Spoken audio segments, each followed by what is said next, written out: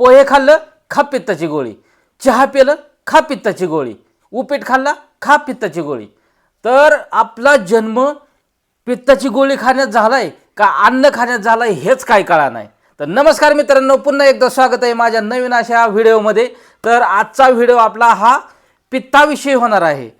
कारण आजकाल बऱ्याच जणाला इतका पित्ताचा त्रास व्हायला लागलाय आणि त्याच्यामुळे त्यांना काय होतंय बघा, देवाने आता चोच दिली आणि चारा पण दिलाय. आता माणूस काय म्हणतो, जो चोच देतो तो चारा देत असतो, तसं आता चारा पण दिलाय, सगळं दिलंय. पण खायला आपण काय जरी खाल्लं, म्हणजे जे पदार्थ, कुठं पोहे खाल्ले असतील, दुधाचा चहा पिलो आपण, किंवा थोडीशी तरी खाल्ली की लगेच आपल्याला ॲसिडिटी, पित्त, मळमळ, गरगर, उलट्या हे असला त्रास चालू झालेला असतो आपल्याला. आणि मग अशा वेळी आता काय करायचं आहे आपल्याला, तर अशा वेळी आपल्याला काय करायचं, जे पथ्य आहेत ते पथ्य पाळायचेत. आणि दुसरं म्हणजे आता काय करायचं आपल्याला, की आपण जो आता व्हिडिओमध्ये सांगणार आहे तो काढा तयार करायचा आहे आणि तो काढा आपल्याला घ्यायचा आहे. आणि मग बघा तुमचं पित्त, मग तुम्ही काही खा, काही म्हणजे काही खा तुम्ही, तरी म्हणजे जी भाजीची तरी असेल ती खावा, दुधाचा चहा प्या, पोहे खा, तुम्हाला ॲसिडिटी होणार नाही, पित्ताचा त्रास होणार नाही. तर बाहेरून आपल्याला कुठलीही वस्तू घ्यायची नाही. तुम्हाला तर माहिती आहे, आपण व्हिडिओमध्ये जे दाखवत असतो ते घरात आपल्या मसाल्याचे पदार्थ असतात त्याच्यापासूनच आपल्याला हा काढा तयार करायचा आहे. आणि तो काढा कसा तयार करायचा आहे ते आपण बघूया. तर पहिल्यांदा तर आपल्याला काय करायचं आहे, हे पित्त कशामुळे होतं आणि पित्त आपल्याला टाळायचं आहे कसं, हे सगळ्यात पहिल्यांदा तर तुम्हाला सांगतो.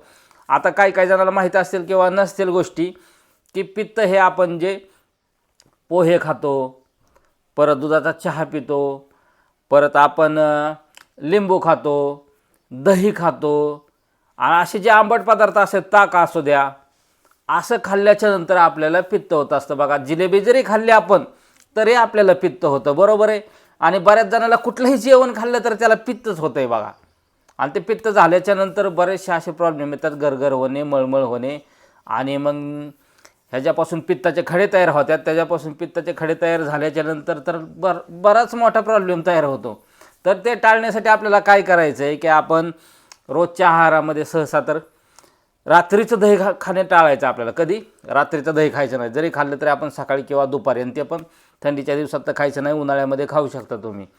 दुसरं, परत आपल्याला दारूसुद्धा प्यायची नाही, दारूनीसुद्धा पित्त होतं आहे, दारूनीसुद्धा पित्त होतं. सिगरेट ओढायची नाही, सिगरेटनी पित्त होतं. तंबाखू खायची नाही, तंबाखूनीसुद्धा पित्त होतं आहे बघा. तर आपण अशा बऱ्याचशा वस्तू आहेत की त्यांनी खाल्ल्या की पित्त होतं आहे. त्याच्यामुळे ह्या गोष्टी आपल्याला खायच्या टाळायच्यात. आता तुम्ही माणसानं, दादा प्रत्येकच गोष्ट खायची नाही, मग आम्ही जगायचं कसं, काय खायचं आणि काय प्यायचं. तर बरोबर आहे, तुमचं पण म्हणणं बरोबर आहे. आणि मग तुम्ही अशा वेळी काय करताय, तुम्ही खाताय वस्तू, पण ते खाल्ल्याच्या नंतर ज्या चीज वस्तू जे खाताय तुम्ही, अन्न पाणी जे प्राशन करताय, त्याच्यानंतर तुमचं काय होतं आहे, लगेच तुम्हाला गोळी खावा लागते, बरोबर आहे का. आणि रोजच पित्ताच्या गोळ्या कवर खाता, आणि त्या खाऊन बी उपयोग नाही हो. तेवढं पुरतं तुमचं पित्त नाहीसं होतं आहे, पण परत पित्त उपलब्ध होतं आहे. आणि मग अशा टायमिंगला रोजच गोळ्याचं सेवन करून करून करून आपलं काय होतं आहे, की किडन्या खराब होतात, किडन्या खराब होतात. परत त्याच्यानंतर आपला जो मेंदू आहे तो गोळ्यांमुळं सुन्न पडतो. आपल्याला बऱ्याच जणाला बघा, आता बऱ्याचशे जणाला आता गोळ्या खाऊन खाऊन खाऊन डोक्याच्या ह्याच्या, कारण ज्यावेळेस पित्त होतं त्या टायमिंगला आपण पित्ताची गोळी खातो, पण पित्त झाल्याच्या नंतर आपलं डोकं असं जबरदस्त दुखत असतं. मग आपण काय करतो, ह्या पित्ताला खाल्लेली असते आपण ह्याची गोळी पित्ताची, आणि त्याच्यानंतर डोकं दुखतं आहे म्हणून परत डोक्याची गोळी, बरोबर आहे का. आणि मग अशा वेळेस काय होतं आहे, डोक्याच्या गोळ्या खाऊन खाऊन आपलं जे आहे ते डोकं सुन्न होतं, आपली विचार प्रक्रिया करण्याची क्षमता आहे ती कमी होती, परत आकलनशक्ती आपली कमी होती. त्याच्यानंतर काय होतं आपल्याला, की विसरभोळेपणा. बघा आता बरोबर आहे, बऱ्याच जणांना लगेच कळलं असेल विसरभोळेपणा आपल्याला आला आहे. तो कशामुळे आला आहे, प्रत्येक जणाला वाटतं अनुवंशिक आहे, पण अनुवंशिक नसतं. तर हे आपण ज्या गोळ्या खाल्लेल्या आहेत त्याच्यामध्ये भरपूर अशी पॉवर असते, आणि त्याच्यामुळे काय झालं आहे आपल्याला, की विसरभोळेपणा. म्हणजे आता आपण काय जेवण केलं साईडला सरलो, किंवा रात्री काय खाल्लं ते सकाळी आपल्याला आठवत नाही, किंवा कुणी काहीतरी काम सांगितलं आहे आणि आपल्याला आणायला सांगितलं कुठली गोष्ट, तर तीसुद्धा आपल्याला ध्यानात राहत नाही. तर का, तर हे गोळ्या खाऊन खाऊन आपल्या मेंदूवरती परिणाम झालेला असतो. आणि अशाच मेंदूवरती परिणाम होऊन होऊन एक दिवस असं होतं की आपल्याला ब्रेन स्ट्रोक येतो, म्हणजे जबरदस्त असं मेंदूवरती आघात होतो. आणि यावेळेस आपल्याला मेंदूवरती आघात झाल्याच्यानंतर आपण वेडे तरी होऊ शकतो, नाहीतरी आपला मृत्यूसुद्धा होऊ शकतो. तर त्याच्यामुळे आपल्याला काय करायचं आहे, ह्या ज्या गोळ्या आहेत ह्या खाणे टाळायच्यात. आणि आपली जी घरगुती जी औषधं आहेत, म्हणजेच आजीचा बटवा, आजोबाचा बटवा आपण तर रोजच म्हणत असतो, त्या पद्धतीने आपले घरगुती औषधं आपण रोज, तर ह्यानी साईड इफेक्ट कुठला होत नाही का, तर आपण रोजच्या जेवणामध्ये ह्याच्यामध्ये आपण ह्या वस्तू टाकतच असतो, रोजच्या आहारामध्ये वापरतच असतो. त्याच्यामुळे आपल्याला जे खायच्या वस्तू आहेत त्या खायच्याच वस्तूपासून आपण ही वस्तू तयार करायची. त्याच्यामुळे ह्याचा साईड इफेक्ट कुठलाही होणार नाही. त्याच्यामुळं आपण हे घरगुती पद्धतीने तयार करायचं आहे. तर चला मग आता आपण करूया व्हिडिओला सुरुवात. आणि हे जे आपलं जे औषध आहे, म्हणजे हा जो काढा आहे आपला पित्तनाशक काढा, तो कसा तयार करायचा आहे आणि कधी घ्यायचा आहे हे तुम्हाला सांगतो. तर चला आता आपल्या तेवढ्यासाठी जायचं आपल्याला गॅसपाशी. तर चला तर मग आता आलोय आपण गॅसजवळ आणि आपण त्याच्यासाठी आता हा जो काढा आहे तो आपल्याला तयार करायचा आहे, पित्तनाशक काढा. तर त्याच्यासाठी पहिल्यांदा तर सांगतो तुम्हाला आपण काय काय घ्यायचं आहे साहित्य. तर सगळ्यात पहिल्यांदा तर हे घेतलं आहे आपण. तर हे काय आहे तुम्हाला आलं आहे का लक्षात? तर हे आहे कोकम. कोकम म्हणजेच हा आमसूल आहे. तर आमसूलचे पण दोन प्रकार आहेत. एक अंगाला लावायचा आमसूल म्हणजे वॅसलिनसारखा असतो, आणि हा खायचा आमसूल आहे बघा, हे बघू शकता तुम्ही. आणि ह्याला कोकम पण म्हणतात, ह्याला कोकम सरबत पण करतात ह्याच्यापासून. तर हा हे आमसूल. आणि त्याच्यानंतर आपण घेतली थोडीशी खडी साखर. त्याच्यानंतर आपण घेतलं हे जिरं मसाल्याच्या पदार्थातलं. आणि दुसरं म्हणजे आपण हे घेतलं आहे शेंदव मीठ. त्याला काळं मीठ पण म्हणलं जातं, शेंदव नमक आहे. तर ह्याच्यापासून आपल्याला आता हा काढा तयार करायचा आहे. तो काढा तर कसा तयार करायचा आहे ते पण तुम्हाला सांगतो. आता आपण हे पहिलं तर काय घेतलं आहे आपण, हा कोकम म्हणजेच हे आमसूल घेतलेलं आहे. तर हे आमसूल आपण पहिलंच 1-1.5 तास भिजू घातलं होतं. ह्याला 1 ते 1.5 तास भिजू घालायचं आहे पहिल्यांदा. आपल्याला हा जो काढा तयार करायचा आहे ना, त्याच्या अगोदर आपल्याला 1 ते 1.5 तासभर आपल्याला हा काढा तयार करण्यासाठी हे जे आमसूल आहे ते 1 ते 1.5 तासभर आपल्याला हे भिजू घालायचं आहे. आणि त्याच्याच नंतर आपल्याला हे जे काय आहे तो काढा तयार करायचा. तर हे बघू शकता तुम्ही, आपण हे 1 ते 1.5 तास भिजू घातलं होतं आणि हे व्यवस्थित चांगलं ह्याचं मुरलं आहे बघा ह्या पाण्यामध्ये. तर चला आता आपण काय करूया, पहिल्यांदा तर आता घेऊया गॅस पेटवून. गॅस करू थोडासा बारीक आपण आणि त्याच्यामध्ये टाकूया आपण. आता आपल्याला किती हे तयार करायचं आहे, घेताना पाणी आपल्याला 1.5 ग्लास घ्यायचं आहे बघा. किती, हे जे आपलं ग्लास आहे हे 1.5 ग्लास घ्यायचं आहे. आणि ह्या 1.5 ग्लासाचं आपल्याला किती पाणी तयार करायचं आहे, फक्त 1 ग्लास पाणी तयार करायचं आहे. किती, 1 ग्लास पाणी आपल्याला तयार करायचं आहे. तर चला पहिल्यांदा तर आपण हे पाणी ह्याच्यावरती ठेवूया. आणि त्याच्यानंतर आपण ह्याच्यामध्ये काय टाकायचं आहे आपल्याला, आता हे जे आपण हे जे आपण काय तयार केलं तर आमसूल, तर हे भिजू घातलेलं चांगलं व्यवस्थितपणे भिजलं आहे बघा. तुम्हाला मागाशी सांगितल्याप्रमाणे 1 ते 1.5 तास ह्याला भिजू घालायचं आहे. तर हे आपल्याला हाय असंच हे बघू शकता तुम्ही, भरपूर म्हणजे आपण बरंचसं घेतलं आहे हे. आणि हे आपल्याला आता ह्याच्यामध्ये ह्या पाण्यामध्ये आपल्याला टाकून घ्यायचं आहे. आता हे टाकून झाल्याच्या नंतर आपल्याला त्याच्यानंतर काय टाकायची, तर आपण हे घेतलेलं आहे खडी साखर. तर ही खडी साखर पण आपल्याला किती घ्यायची, चवीनुसार आपल्याला ह्याच्यात एवढी खडी साखर आपल्याला टाकून घ्यायची. खडी साखर टाकल्याच्या नंतर आपल्याला काय घ्यायचं आहे, तर हे जे आपलं जिरं घेतलं होतं आपण, हे जिरं आपल्याला ह्याच्यामध्ये टाकून घ्यायचं आहे.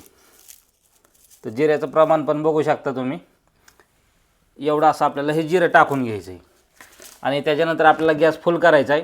आणि हे जे मिश्रण आहे ते आता आपल्याला काय करायचं आहे, उकळी येऊस तर आपल्याला हे उकळून घ्यायचं आता मिश्रण, म्हणजे जेणेकरून त्या पदार्थाचे अंश आहेत ते पाण्यामध्ये उतरले जातील. त्याच्यासाठी आपल्याला आता काय करायचं आहे, हे आता जोपर्यंत उकळी फुटत नाही, उकळी येत नाही पाण्याला, तोपर्यंत आपल्याला आता हे मिश्रण घ्यायचं आहे उकळून. तर चला तर आपण घेऊया आता हे मिश्रण उकळून.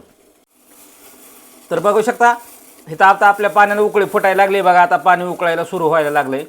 आणि हे आता आपल्याला हेच मिश्रण आता व्यवस्थित आता उकळू द्या. साधारणतः आता आपण 1.5 ग्लास जे टाकलं होतं त्या 1.5 ग्लासाचे 1 ग्लास पाणी झालं पाहिजे, एवढं आता आपल्याला हे पाणी उकळून आटवून घ्यायचे. तर आता उकळू द्या पाणी व्यवस्थित. त्याच्यानंतर बघू आपण आता पुढं काय करायचं आहे ते. तर हे बघू शकता मित्रांनो, उकळी फुटून आपलं जे मिश्रण आहे ते पूर्णपणे चांगलं आटलेलं आहे बघा. तर आपल्याला तुम्हाला सांगितल्याप्रमाणे किती आटवून घ्यायचं होतं, 1-1.5 ग्लासाचं 1च ग्लास होईल एवढंच आपल्याला आटवून घ्यायचं होतं. तर आपलं आता हे तयार झालं आहे पूर्णपणे मिश्रण बघू शकता तुम्ही. तर आता आपल्याला काय करायचं आहे, हे जे मिश्रण आहे ते आपल्याला ग्लासात काढून घ्यायचं आहे. त्याच्या अगोदर काय करायचं आहे, आपल्याला हे सेंधव मीठ जे आपण घेतलं होतं म्हणजेच काळं मीठ, ते आपल्याला काय एवढ्या प्रमाणामध्ये घ्यायचं आहे. ह्या ग्लासामध्ये टाकायचं आहे आपल्याला. पहिल्यांदा एवढं असं आपल्याला मीठ घ्यायचं आहे, आपलं जे सेंधव नमक आहे. आणि त्याच्यानंतर हा जो काढा आहे तो हा काढा आपल्याला बाकीचं सगळं आता हे जो चोथा आहे तो टाकून द्यायचा आहे. आणि फक्त आपल्याला हे जे काढा तयार झाला आहे हाच फक्त आपल्याला ग्लासामध्ये ओतून घ्यायचा आहे. तर हे बघू शकता आपलं एवढा असा काढा आपण आटवून घेऊन किती काढा तयार झाला आहे आपला. तर एवढा असा हा काढा तयार झाला आहे आपला. तर बघू शकता मित्रांनो, आपला हा पूर्णपणे असा हा काढा तयार झालेला आहे. आणि आता तुम्ही म्हणता हा काढा तयार झाला, पण हा दादा घ्यायचा कधी? तर हा जो काढा आहे, तर आपण पित्ताची गोळी कशी खातो जेवणाच्या अगोदर, तशाच पद्धतीने हा काढा आपल्याला 2 टायमिंग घ्यायचा आहे. किती? 2 टायमिंग. एकदा संध्याकाळी एकदा आणि सकाळी एकदा. तर हे कधी घ्यायचं आहे, तर आत्ता आपण सकाळी ज्यावेळेस नाश्ता करायचा असेल किंवा जेवण करायचं असेल, काही ठिकाणी नाश्ता करायचे बघा, काही ठिकाणी डायरेक्ट जेवण असतं. तर अशा ठिकाणी काय करायचं आहे, आपल्याला नाश्ता असो किंवा जेवण असो त्याच्या अगोदर आपल्याला हा काढा तयार करायचा आहे. आणि हा काढा आपल्याला कधी घ्यायचा आहे, 15 मिनटं अगोदर घ्यायचा आहे. म्हणजे सकाळच्या नाश्त्याच्या किंवा जेवणाच्या अगोदर सकाळी 15 मिनटं, आणि संध्याकाळी ज्यावेळेस आपण जेवण करतो दुपारी हा काढा घ्यायचा नाही आपल्याला, फक्त 2च टायमिंग घ्यायचा आहे. नाहीतर तुम्ही दुपारी पण घ्यायचा आणि 3ही टाईम काढा घ्यायचा, तर असं नको. तर आपल्याला सकाळ आणि संध्याकाळी हा काढा घ्यायचा आहे. संध्याकाळी पण कधी, आता आपल्याला आता जेवण करायचं आहे तर जेवणाच्या अगोदर आपल्याला 15 मिनिट अगोदर हा काढा घ्यायचा आहे. आणि त्याच्यानंतर तुम्ही रिझल्ट बघू शकता की तुम्ही कुठलेही पदार्थ खाऊ शकता. हा काढा घेतल्याच्यानंतर कुठलेही पदार्थ खा, तुम्हाला ॲसिडिटी होणार नाही, तुम्हाला पित्त होणार नाही, तुमचं पोट बिघडणार नाही. म्हणजेच बऱ्याच जणाला ॲसिडिटी झाल्याच्यानंतर बघा छातीमध्ये जळजळ होतं, ते छातीमध्ये जळजळ होणार नाही. तुम्हाला शौचास साफ म्हणजे संडासला सुद्धा साफ होणार आहे. आणि तुम्हाला तर माहिती आहे ज्यावेळेस संडास साफ होत नाही त्या टायमिंगला मग मुळ्यात होण्याची बी दाट शक्यता असते. त्याच्यामुळे आता पोट साफ होणं बी गरजेचं आहे. त्याच्यामुळं हे पिल्याच्यानंतर, हा जो काढा पिल्याच्यानंतर तुमचं पोट देखील साफ होणार आहे. त्याच्यामुळे तुम्हाला पित्ताचा त्रास तर नाहीसा होणारच आहे, पण मूळव्याधाचा त्राससुद्धा तुम्हाला आयुष्यात कधी होणार नाही. त्याच्यामुळे हे जो काढा आहे तो तुम्ही आठवड्यातून 2-3 वेळेस घेऊ शकता. किती दिवस?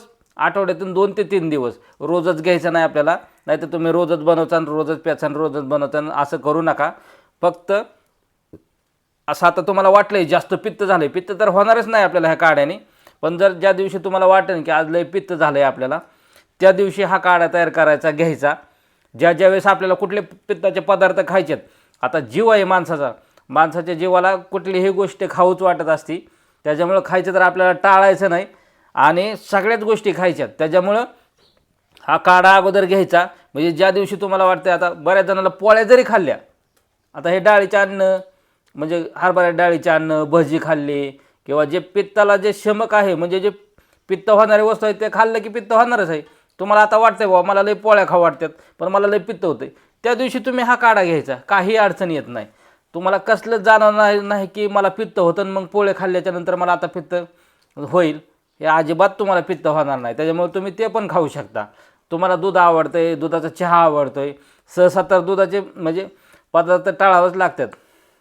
म्हणजे नाही का, चहा, दुधाचा चहा, त्याच्यानंतर ताक, दही, आता ह्या पदार्थ खाल्ल्याच्यानंतर जास्त आपल्याला पित्त होत असतं बघा. त्याच्यामुळं ह्या गोष्टी तर आपण जास्तीत जास्त टाळण्याचा प्रयत्न करायचा आहे. आणि त्यातनं पण जरी खाऊच वाटल्या तर 100% खा तुम्ही, पण त्याच्या अगोदर हा काढा घ्या आणि त्याच्यानंतर 15 मिनिटाच्या नंतर हा तुम्ही जे काय तुम्हाला खायचं आहे काढा घेतल्याच्यानंतर 15 मिनिटाच्या नंतर ते तुम्ही खाऊ शकता. तर मित्रांनो, तुम्ही पण अशाच पद्धतीने हा जो काढा आहे आपण तयार केलेला, तर हा कसा घ्यायचा आहे, तर कोमट प्यायचा आहे. आपण ज्या पद्धतीने चहा पितो ना कोमट, तशाच पद्धतीने आपल्याला हा काढा घ्यायचा आहे बघा. 15 मिनिट अगोदर तुम्ही थंड करून प्यायचा नाही, आपल्याला कोमटच घ्यायचा आहे, जेणेकरून घशाला पण आपल्या शेक बसल आणि जे पित्त आहे बघा ते पण आपलं जळून जाईल. अशा पद्धतीने आपल्याला कोमट हा काढा घ्यायचा आहे. कोमट, जास्त गरम घ्यायचा नाही जेणेकरून नरड भाजायला असा घ्यायचा नाही, आपल्याला कोमट घ्यायचा आहे. तर मित्रांनो, आपण जो हा काढा तयार केला आहे हा तुम्हाला कसा वाटला आणि हा काढा घेतल्याच्या नंतर तुम्हाला किती फरक पडला हे मला नक्की कमेंट करून सांगा.